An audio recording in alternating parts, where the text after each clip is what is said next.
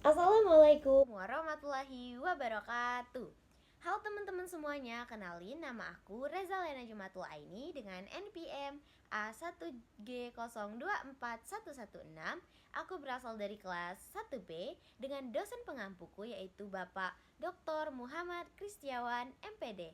Nah teman-teman, pada video kali ini aku akan membahas mengenai filsafat pendidikan dan manajemen pendidikan. Sebelumnya, kita akan membahas mengenai filsafat pendidikan. Filsafat pendidikan. Filsafat dan pendidikan memiliki hubungan yang sangat erat karena filsafat memberikan landasan dan pandangan dunia yang menjadi dasar dalam merancang dan melaksanakan pendidikan.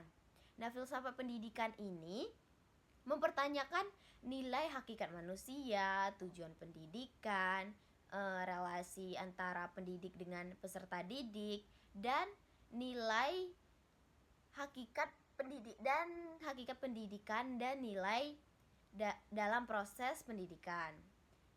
Nah, dengan demikian, filsafat ini membantu pengembangan dalam proses pendidikan serta membantu memperbaiki pendidikan menjadi lebih kritis atau memperbaiki proses pendidikan itu menjadi lebih kritis teman-teman gitu.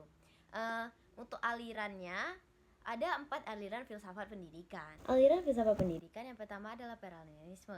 Berpendapat bahwa pendidikan harus berfokus pada pengajaran nilai-nilai universal dan pengetahuan abadi yang relevan sepanjang masa. Fokusnya pada pengembangan intelektual melalui studi klasik. Yang kedua, esensialisme. Aliran filsafat pendidikan. Yang pertama adalah perennialisme. Berpendapat bahwa pendidikan harus berfokus pada pengajaran nilai-nilai universal dan pengetahuan abadi yang relevan sepanjang masa. Fokusnya pada pengembangan intelektual melalui studi klasik. Yang kedua adalah esensialisme. Esensialisme ini menekankan pentingnya pengetahuan dan keterampilan dasar yang dipergunakan untuk menjadi anggota masyarakat yang produktif. Kurikulum berpusat pada mata pelajaran inti seperti matematika, sains, sejarah, dan bahasa. Ini adalah progresivisme, mengutamakan pendidikan sebagai pengalaman dan proses belajar yang aktif, berfokus pada kebutuhan dan minat siswa, serta menekankan pembelajaran berbasis proyek. Rekonstruksionalisme, melihat pendidikan sebagai alat untuk perubahan sosial. Nah, tujuannya adalah untuk membekali siswa untuk menjadi agen perubahan dan mengatasi masalah sosial. Nah, itulah teman-teman aliran dari filsafat pendidikan. Manajemen pendidikan adalah proses yang melibatkan perencanaan, pengorganisasian, pengarahan, pengawasan terhadap sumber daya pendidikan seperti manusia, finansial, material untuk mencapai tujuan pendidikan yang efektif dan efisien. Itulah definisi dari manajemen pendidikan, teman-teman. Selanjutnya kita masuk ke fungsi dari manajemen pendidikan itu sendiri. Fungsi manajemen pendidikan. Yang pertama adalah perencanaan atau planning. Ini merumuskan tujuan pendidikan, kebijakan, dan strategi yang dicapai. Ini meliputi perencanaan kurikulum, pengembangan program, dan anggaran pendidikan. Selanjutnya adalah pengorganisasian atau organizing. Nah, organizing ini mengatur sumber daya dan menetapkan struktur organisasi pendidikan. Ini termasuk penempatan tenaga pendidik, alokasi fasilitas, dan pembagian tugas. Yang ketiga adalah pengarahan atau directing.